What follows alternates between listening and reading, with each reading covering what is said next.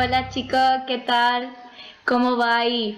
Espero que estéis muy bien, que hayáis disfrutado un poquito en la medida de lo posible de estas vacaciones de Semana Santa. Y bueno, yo ya vengo por aquí para continuar con nuestro tercer trimestre, ¿vale? Y bueno, lo que vamos a ver hoy, en este caso, ya tenéis subido en el canal el vídeo de las instituciones políticas, ¿vale? Que entraría en la propuesta de trabajo de esta semana. Al igual que va a entrar este tema, también en la propuesta de esta semana, que se corresponde con la unidad 7 de vuestro libro, que es la que lleva por título El Ejército, ¿vale? Entonces, como siempre, vamos a aplicarlo y en la propuesta de trabajo, como ya la habéis recibido, pues tendréis todas las actividades que tenéis que desarrollar sobre este tema y sobre el anterior, ¿vale? Que nada, que deciros que espero que hayáis cargado las pilas un poquito durante esta semana de vacaciones y que empecéis con mucha fuerza, que os mando mucho ánimo, que hay que seguir para adelante con las pilas cargadas y a por el trimestre, ¿vale? Nos ha tocado vivir este trimestre así y la mitad del anterior, pero bueno, tenemos que ver siempre el lado positivo y seguir hacia adelante, ¿vale? Así que vamos con el tema. Vale, pues vamos allá. Como he dicho, este tema se corresponde con la unidad 7 de vuestro libro, que trata sobre el ejército romano, y es simplemente para que tengáis unas cuantas nociones de cómo era el ejército romano, cómo se organizaban, cómo solían vivir aquellos soldados. Y antes de empezar, deciros que el ejército siempre fue una parte muy importante de la historia de Roma, porque ya sabéis que Roma, como le hemos dicho muchas veces, se llegó a convertir en la dueña absoluta del Mediterráneo. Por lo tanto, el ejército cumple una función primordial, ya que sin los soldados no podrían haber conquistado tantos territorios como llegaron a conquistar. Que quede claro eso, ¿eh? Bien, pues vamos allá, empezamos. Si esto me deja pasar como siempre, empezamos, si no, pues nada. Ahora, bien, composición del ejército romano. Dentro del ejército romano tenemos como distintos mandos. Tenemos la legión, la cohorte, el manípulo y la centuria. Entonces, digamos que el orden que está compuesto por un mayor número de soldados es la legión. Fijaos que estaba compuesta por hasta 6.000 hombres. Fijaos que son muchísimos y por supuesto es la unidad superior del ejército. Bien, luego tenemos la cohorte, que sería la 10ª parte de una legión. ¿Qué quiere decir eso? Pues que dentro de una cohorte hay 600 hombres. Pues si en una legión había 6.000, la 10ª parte pues son 600 por cada cohorte, ¿vale? O sea, si había 6 cohortes, lograrían hacer la legión, que ya serían los 6.000, ¿vale? Luego tenemos el manípulo. El manípulo está compuesto por 200 hombres, es un grupo más reducido de soldados y ese correspondería con una 3ª parte de una cohorte.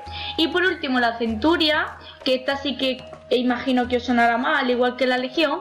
La centuria está compuesta por 100 hombres, porque su propio nombre lo indica, centuria 100, ¿vale? Y esta sería pues la mitad de un manípulo. Si un manípulo eran 200, pues la mitad, pues la centuria, que son 100. De todos modos, no os preocupéis por estos cálculos matemáticos ahí enrevesados, que bueno, simplemente para que sepáis cómo estaba compuesto un ejército romano, pero no es necesario que nos aprendamos lo que había en cada sitio y nada de eso. Con sabernos que dentro de la composición tenemos a la legión, a la cohorte, al manípulo y a la centuria, nos basta, ¿vale? Bien, y repito, más importante la legión, por ser la unidad superior, y la centuria, que también es muy importante. Bien, seguimos. Dentro de lo que se llama graduación de los mandos, quiere decir, dentro de un ejército, quién tiene el mayor poder y quién tiene el menor poder. Bien, pues tenemos, por supuesto, al principio de la pirámide, como veis ahí, tenemos a los cónsules. Bien, ya sabéis que los cónsules eran 2 y que ellos son los jefes que van a gobernar o que van a tomar las decisiones durante la época de la República. Cuando la época de la República pase, será el emperador el que se encargue de estar al mando del ejército, ¿vale? Al igual que lo hacían los cónsules. Después tenemos los tribunos militares. Los tribunos militares eran 6 y ellos los que estaban al frente es de tanto de las legiones como de las cohortes. Eran los dueños los que organizaban las tácticas de ataque y estaban al frente. Eran 6, repito, y coordinaban tanto a las legiones como a las cohortes. Y luego tenemos al centurión, que supongo que esto sonará también muchísimo, que como su nombre indica, pues era la persona que estaba al mando de una centuria, era el que mandaba sobre la centuria, que recuerdo que eran los 100 hombres, ¿vale? Y por último, por supuesto, y creo que lo más importante, porque sin eso no podemos tener un ejército, los soldados. Y dentro de los soldados también es importante que distingamos entre más o menos 3 tipos de soldados, aunque había muchísimos más.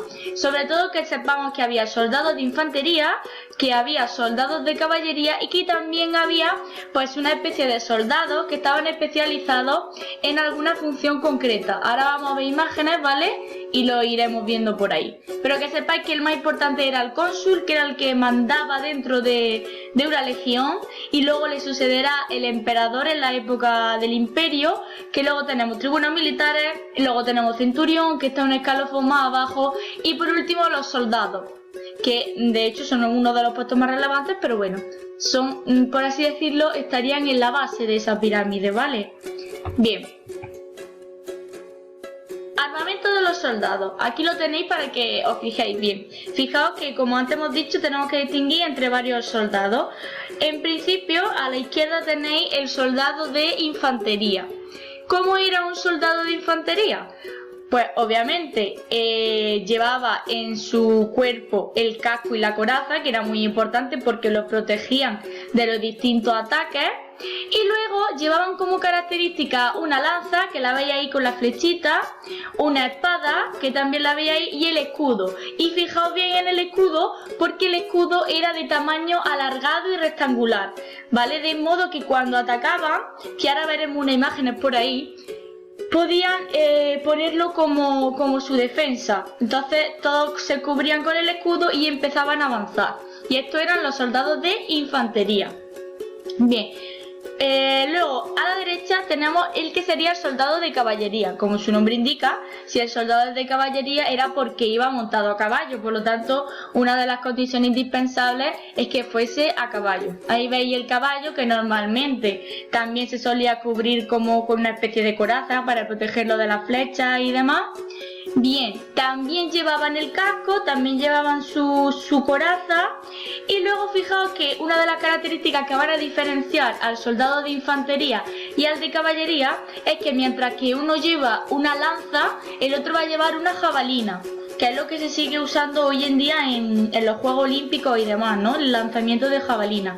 Va a llevar una jabalina, y también el escudo mantiene la diferencia de que va a ser redondo. Es un escudo redondo en comparación con el otro, que es un escudo rectangular y es mucho más chiquitito, puesto que van a caballo y entonces necesitan cubrirse a ellos mismos más que a toda la parte entera, porque el caballo le tapa bastante a la hora de atacar, ¿vale? Entonces su escudo va a ser redondo frente a los de infantería, que era rectangular. Y por último, como he dicho, teníamos también soldados o unidades que están especializadas en algún tipo de tácticas de guerra. Por ejemplo, por poneros algunos, yo he puesto ahí el hondero, que si os fijáis viene a ser un soldado normal y corriente que lleva la espada también, que lleva el casco, que también lleva una especie de coraza, pero que luego, si os fijáis en su mano, lleva como una especie de instrumento que es lo que se llama honda, y entonces la honda le da el nombre al soldado. El soldado es hondero. Y la honda, pues bueno, yo la veo como una especie de tirachina o algo así, ¿no? Es como un tirachina que los soldados usaban para atacar al enemigo desde lejos. Y eso recibe el nombre de honda, por lo tanto el soldado es hondero. Y luego al lado tenemos al arquero. Entonces el arquero es el soldado que lleva las flechas, que tira las flechas y que usa el arco. Por lo tanto llevará su aljaba, que recuerdo que la aljaba es donde se meten las flechas, que la lleva colgada de la espalda, y su arco con el que disparará. No sé si hay alguno más. No, no hay ninguno más. Pues eso es lo más importante. Bien. ¿Cómo era la vida en el ejército? O sea, estos soldados ¿cómo era su vida? Bien. pues tenemos los oficiales y los soldados más importantes o que tenían un mayor cargo dentro de una legión o de una centuria o de una corte, pues normalmente recibían una paga fija, que era bastante buena, no estaba mal.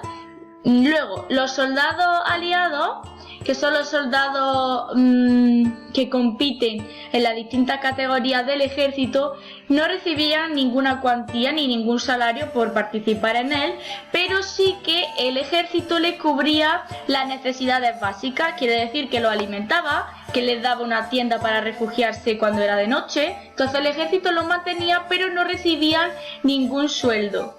Y luego tenemos que también puede darse el caso, y de hecho se dio muchas veces, de algunos soldados que incumplían las normas. Por ejemplo, podían no haber participado en la batalla, no haber querido ir a entrenar, y entonces ¿cuáles eran esos castigos? Pues normalmente si eran soldados que cobraban se les quitaba el sueldo, si eran soldados importantes que estaban en un nivel superior se les degradaba, quiere decir que se les bajaba a una categoría inferior. También si lo que habían realizado había sido grave, recibían la flagelación, quiere decir que le daban latigazos. Y a veces ya si lo que habían hecho había sido imperdonable, lo decapitaban. Al final morían decapitados, pero claro, ya tendrían que haber hecho algo grave. Pero luego por la parte contraria también tenemos las menciones o los premios o los beneficios que recibían algunos soldados por luchar. Por ejemplo, sabemos que muchos soldados recibían un título, una mención de honor, ¿no? Por esa labor que habían desempeñado en alguna batalla o en alguna guerra. Recibían medallas, recibían coronas, brazaletes. Esto tampoco se diferencia mucho de hoy en día, ¿no? Porque si os fijáis, muchos de los soldados de hoy en día que pertenecen a la milicia, pues suelen llevar en la chaqueta un montón de medallitas y de una especie de pines, ¿no? Que colaboran o que corroboran las menciones que han obtenido o los trabajos que han realizado y han sido importantes.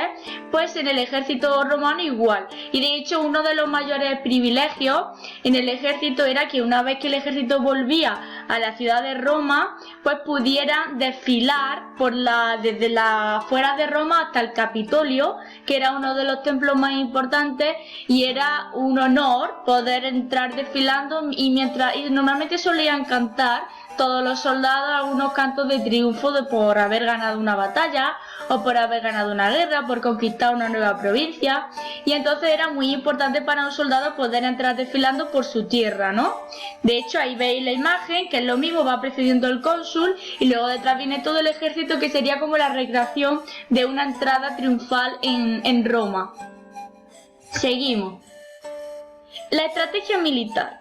¿En qué consistía la estrategia militar, más o menos? Pues digamos que los soldados, cuando empezaban a luchar, cuando se dirigían a atacar una provincia, un ejército, pues solían andar o caminar durante más o menos 25 kilómetros. Entonces, caminaban 25 kilómetros y cuando llegaban a un sitio específico o que consideraban que era bueno para no recibir ningún ataque, pues levantaban allí un campamento. Ellos levantaban su campamento con sus tiendas, con sus cosas básicas para poder resistir, y luego pues a la hora de combatir lo que solían hacer es que los soldados de infantería se colocaban en grupos de 3 filas y, repito, con el escudo se tapaban toda la parte e iban avanzando con las lanzas hacia afuera. Y además de las armas, pues también conocemos que se usaban muchas máquinas para poder conquistar muchas ciudades. Por ejemplo, los romanos fueron los que inventaron la catapulta. Imaginaos cuando llegaban allí los romanos a una ciudad y empezaban a lanzar piedras con ese pedazo de catapulta. Pues claro, al final la victoria era para el pueblo romano. Y también deciros que durante otoño e invierno el ejército estaba en casa, estaba cada soldado en su respectiva casa, y luego cuando llegaba la época de la primavera era la época en la que los soldados salían y ya marchaban para anexionarse o para conquistar nuevos territorios. ¿Sí? Bien, pues Bien, y ya para terminar os dejo aquí el link a un vídeo en YouTube en el que se narra muy bien el ejemplo de una batalla romana para que veáis un poquito cómo se colocan los soldados, cuál es su estrategia militar a la hora de atacar, y si os fijáis en esos soldados serían soldados de infantería porque llevan ese escudo en forma rectangular. Así que pinchad porfa, que dura 2-3 minutitos el vídeo, y veis un poquito cómo se desarrollaba, cómo podría ser el desarrollo de una batalla romana, ¿vale? Y ya está aquí el tema. Bien, chicos, pues hasta aquí el tema 7, ¿vale? Ya podréis realizar las actividades que están en la propuesta de trabajo de esta semana.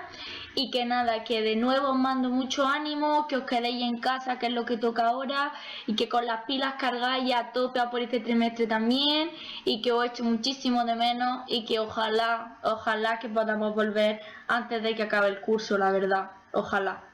Que os mando un beso y que os cuidéis mucho. Chao.